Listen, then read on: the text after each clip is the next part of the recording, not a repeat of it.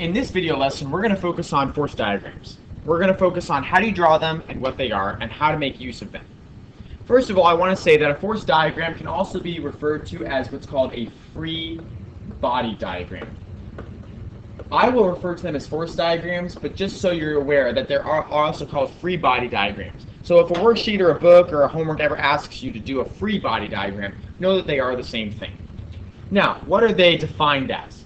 Well, force diagrams or free body diagrams are basically using vectors to represent all the forces that are acting on your system or your object. There's a couple rules to keep in mind when you are drawing a force diagram or a free body diagram. The first rule to keep in mind is that the system is going to be represented with a dot. So if your system is a car, we're going to represent it with a dot. If your system is a box, a person, anything, we're always going to represent it with a dot for simplicity's sake. Rule number 2, first of all, draw any field forces that are acting on the object. Remember, these are forces that are acting on the object without touching it. In this first semester, we're really going to primarily focus on gravity as the only field force. Later on, however, magnetic and electrical forces can come into play. Rule number 3, after you've drawn in your field force, I need you to draw in the contact forces. Always ask yourself, what is touching the object? If it's not touching the object, then it is not a contact force and do not draw it in. Now, if you get diagonal forces, a force that has x and y component, you need to make sure that you separate the diagonal force into its x and y components. Remember, this is vector resolution, and we learned about that earlier in the vector video. Finally, rule number 4, vector arrows need to point away from the dot, not towards it. So, for example, if my object was a box, and I was pushing the box, I would want to make sure that when I draw my box as a dot, I don't draw the arrow going into the dot. I draw the arrow going out of the dot, like that. Alright, let's go ahead and look at some examples and draw some force diagrams.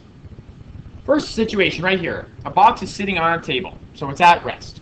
That tells me in my mind it's at equilibrium, so it's going to be some of the forces equaling 0. Now, when you draw a force diagram, you always want to imagine that there is an XY coordinate grid like shown. You do not need to draw the XY coordinate, but just imagine that it's there. In the examples that I do, I'm going to show the coordinate grid, but you do not have to draw it. All you have to draw is the dot and then the vectors pointing from it. So, my box is represented as a dot, and so the first rule that I'm going to do after drawing a dot is I'm going to draw in my field forces. The only field forces that are ever going to be acting is force gravity. And remember, the direction of force gravity always points down towards Earth. So that is my field force of force gravity. Now, ask yourself, what is touching the box? The only thing that's touching the box is the table. Well, what kind of force does the table exert? Since it's a flat surface, the force that the table is going to exert is force normal. And remember, force normal always points perpendicular and away from the surface. So in other words, it's going to point straight up. Now, since the box is in equilibrium, I know that these forces have to be equal to each other since they're the only two forces that are there. So, the final thing is I now need to look at my x and y, and I need to write out what is the equation of the lines.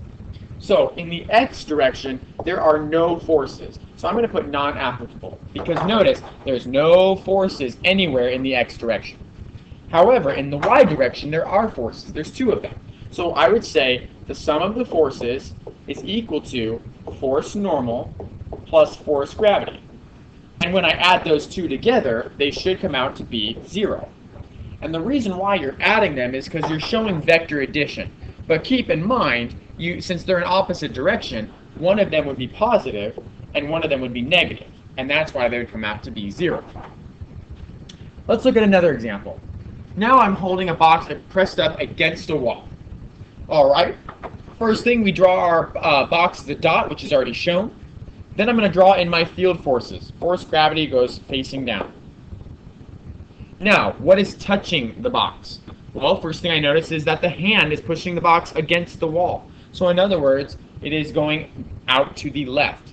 Now, what would we call that force? That's a general force. We wouldn't say force hand, so we're just going to call it a force applied, or just force sub A.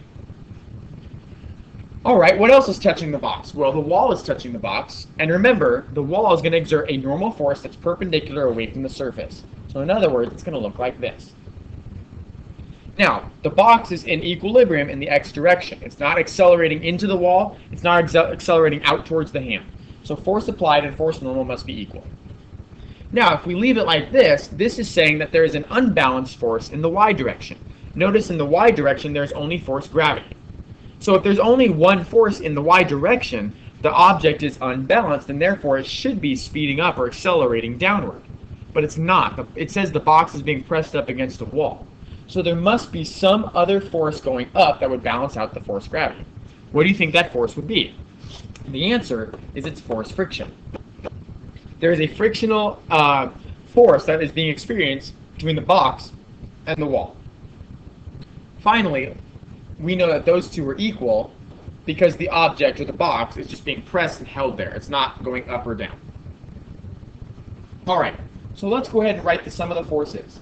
The sum of the forces in the x direction is the force applied plus the force normal. And since it's not accelerating in the x direction, it must be in equilibrium. For the y, the sum of the forces in the y direction is force friction plus force gravity. And those two together must also equal 0, because the object is in equilibrium. Specifically, it's at rest. All right, now let's go ahead and look at an example that involves some angles. We have a box that's being pulled along the floor at a constant speed by a rope 20 degrees above the horizontal. Key thing that I want you to notice, first of all, is that it's at a constant speed. So what that tells me is that sum of the forces must equal 0. Okay, so let's go ahead and draw our force diagram here. First of all, force gravity needs to be drawn in first. That's your field force. Now, ask yourself, what is touching the box? Well, the first thing is that the floor, or the ground, is going to be exerting a force normal that's facing up. But we also have this rope that's touching the box, and it's pulling at an angle. So at the same direction is going to be your force tension. And notice it says it's being pulled at 20 degrees above the horizontal. So what that means is, imagine that there is a horizontal right here, and that's the 20 degrees. Now, notice that it's a diagonal force. This is our first example where we have to deal with diagonal forces. They need to be split into their x component and their y component. So I'm going to call this force tension y, and I'm going to call this part force tension x, and that angle is 20 degrees. Finally, notice what's going on here. You've got forces in the y that are balancing each other out, up and down, but you've got force tension in the x direction is going towards the right.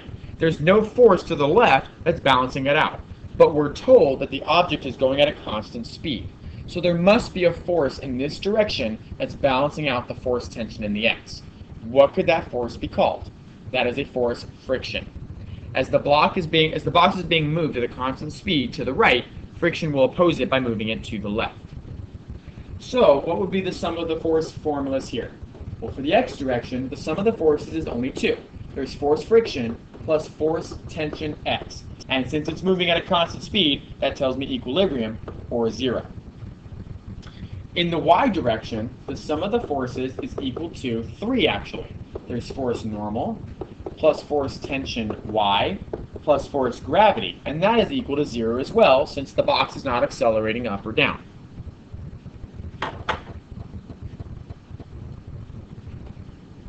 Okay, now let's look at this situation. A box is moving at a constant speed on a frictionless surface. Okay, so the surface is frictionless.